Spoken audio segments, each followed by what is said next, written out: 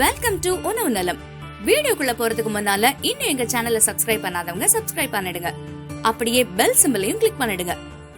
சருமத்தை காக்க 7 எளிய டிப்ஸ். சருமம் பொதுவா சூரிய ஒளி, பொல்யூஷன், கெமிக்கல் காஸ்மெட்டிக்ஸ் இதனால மட்டுமே ஆரோக்கியத்தை இழக்காது. அது நம்ம உடலோட ரத்த ஓட்டம், செரிமானம் மற்றும் மலச்சிக்கல் இதெல்லாமும் அடிப்படை காரணம்.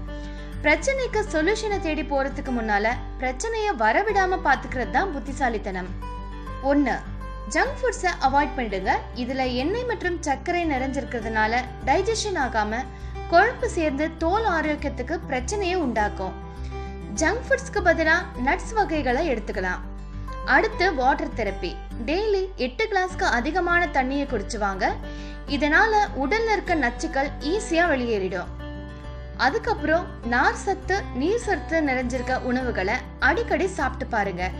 இதனால செரிமான பாதிப்பு வரவே வராது. ஸ்கின்க்கும் தொந்தரவு இருக்காது, முகம் புலிவோட இருக்கும். எக்ஸசைஸ் பண்றது பாடி ஃபிட்னஸ்க்கு மட்டும் இல்ல, நம்ம ஸ்கின் ஹெல்த்துக்கும் தான்.